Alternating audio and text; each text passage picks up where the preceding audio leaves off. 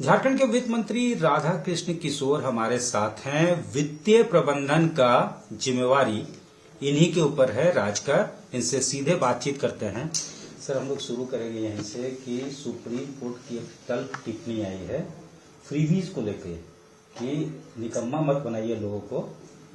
जाहिर तौर पे सरकार कल्याणकारी होती है और अगर लगता है कि किसी को बेनिफिशियरी होना चाहिए तो उसको उस हिसाब से डिजाइन किया जाता है। लेकिन हमारे यहाँ भी मैया योजना है और उसका एक बड़ा जो है कहीं ना कहीं आप लोगों के ऊपर जो स्टेट का एक्सचेकर होगा उसके ऊपर बोझ आएगा, वित्तीय बोझ आएगा।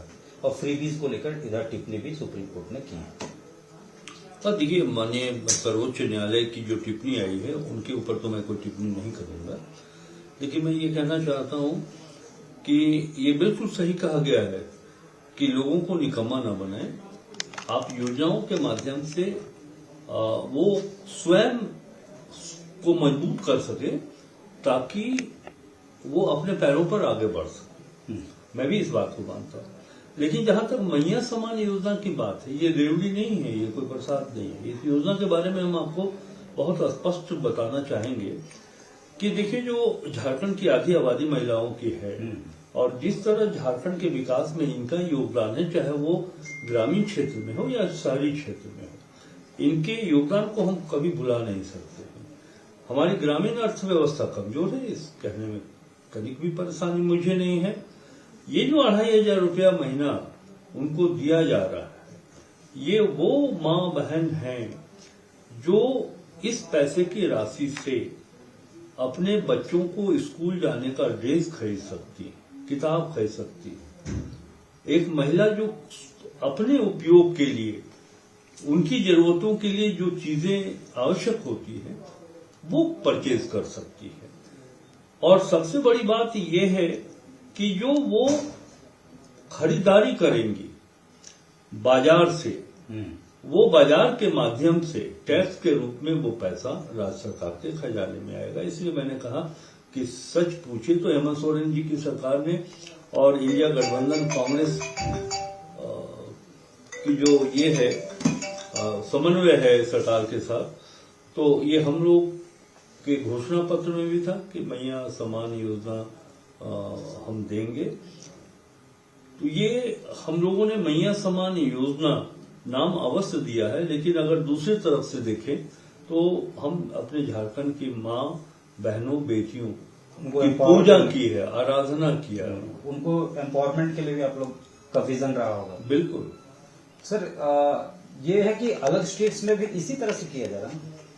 वहां पे भी तो उनका अपना स्टैंड है कि हम लोग जो है कल्याणकारी सरकार है, वेलफेयर की स्कीम्स देना है, तो उन लोग भी उसी तरह से कर रहे हैं। हाँ, अब ये दूसरे राज्य क्या कर रहे हैं उसके बारे में मुझको कोई जानकारी नहीं है, और जिस तरह वो योजनाओं को क्रियान्वित कर रहे हैं उससे क्या इम्पैक्ट पड़ने वाला है, सामाजिक आर्थिक दिशा में क्या परिवर्तन लाएगा, ये तो वही राज्य के प्रशासनिक अधिकारी बता सकते हैं। लेकिन मैं इतना जरूर कहना चाहूंगा कि भारतीय जनता पार्टी की सरकार, केंद्रीय सरकार ने जिस तरह उज्ज्वला योजना चलाया था, तो अब उनसे भी पूछा जाना चाहिए कि वो जो चुनाव के पूर्व उज्ज्वला गैस योजना जो उन्होंने चलाया था, आज क्या स्थिति है?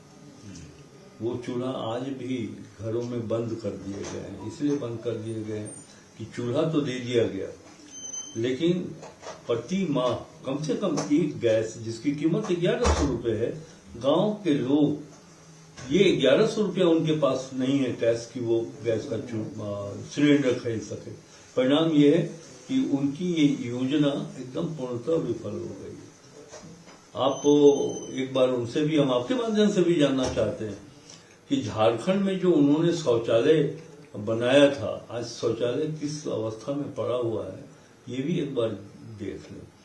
मैं ये कह रहा हूं, मेरा फोकस इस बात पर है कि ये मैया समान योजना न तो प्रसाद है, न ही कोई रेवड़ी दिया गया है। फ्रीबीज नहीं है ये, एकदम फ्रीबीज नहीं। अच्छा सर, एक लास्ट सवाल ये है कि आप लोगों ने ये कहा था कि कोई आर्थिक पैकेज नहीं चाहिए। बजट में जब यूनियन बजट आ रहा था, आपने ये कहा था कि आपका जो बकाया है 1,36,000 करोड़ रुपया, उसको उस आउटस्टैंडिंग को सेटल कर दिया जाए, बाकी जो है सरकार जो है वो खुद अपने जो है मैनेज कर लेगा खर्चे को या लाइबिलिटीज को। देखिए, ये बात मैंने कही थी और इसके कहने के पीछे भी एक कारण था कि मैंने जब देखा कि जो केंद्रीय अनुदान की राशि निर्धारित थी, एस्टिमेटेड थी कि 16,000 करोड़ रुपया 24-25 में मिलेगा भारत सरकार से, तो देखा गया कि मात्र अभी तक 16,000 करोड़ रुपए के विरुद्ध मात्र 4,408 करोड़ रुपए ही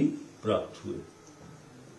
उसी तरह से मैंने ये अनुभव किया है कि केंद्रांश की राशि विभिन्न योजनाओं पर जो निर्धारित है वो राशि नहीं मिली है। जैसे नल जल योजना में 6,000 करोड़ रुपया मिलना था केंद्र सरकार से, जो 2024-25 वित्तीय वर्ष में एक नया पैसा नहीं मिला। योजनाएं अधूरी पड़ी हुई हैं। राज्य सरकार अपने अंशदान को दे रही है, लेकिन केंद्र अंश की राशि हमें नहीं मिल रही है। इसी तरह दूसरी योजनाओं पर आप देख लेंगे, जो राष्ट्रीय स्तर पर ओल्ड एज पेंशन चलाया जाता है, जहां तक मुझे जानकारी है कि केंद्र की राशि झारखंड को नहीं मिली है। तभी मैंने कहा कि जब निर्धारित है जिस पर केंद्र सरकार को झारखंड को वो राशि उपलब्ध कराना है, जो नहीं करा पा रही है भारत की सरकार, तब हमने कहा कि विशेष आर्थिक पैकेज की बात तो छोड़ दीजिए, हमारा जो 1,36,000 करोड़ रुपया बकाया है वही राशि आप झारखंड को वापस कर दीजिए। तो ये सब जो जहां राशि की कमी के कारण योजनाएं प्रभावित हो रही हैं, हम उस योजनाओं को फिर से क्रियान्वित करें। सर, इस गतिरोध को दूर करने की दिशा में भी आप लोगों ने पहल किया। निर्मला सीतारमन से आप मिले थे और केंद्रीय कोयला मंत्री से भी मिले थे, तो ये कुछ पहल हुआ है क्या? डेडलॉक को रिजॉल्व करने के लिए कुछ हुआ है?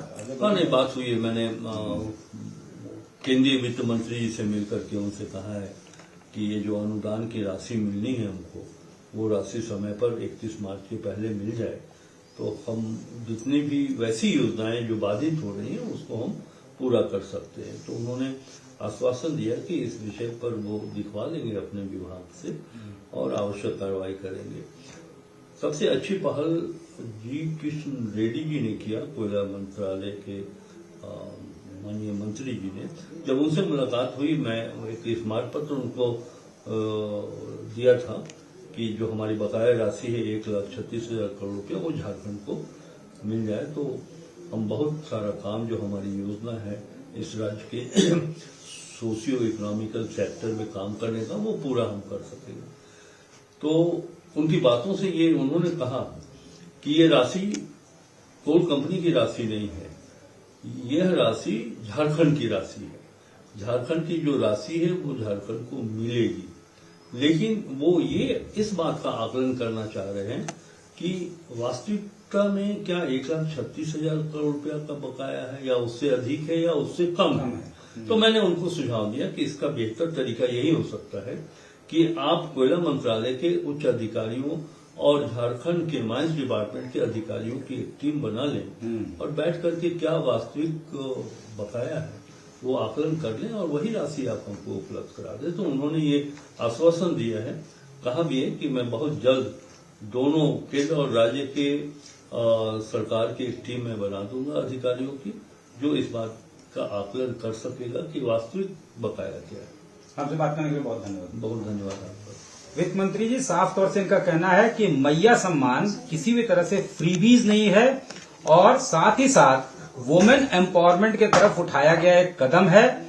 और इसके अलावा भी जो केंद्र की राशि है, केंद्र को जो आउटस्टैंडिंग सेटल करना है, वो पैसे अगर मिले तो सरकार के खजाने में सफिशिएंट फंड होगा, जिससे जो है प्रोविजन किया जा सकेगा तमाम योजनाओं को आगे बढ़ाने का। कैमरामैन राकेश तिवारी के साथ सत्यजीत कुमार, रांची, आज तक।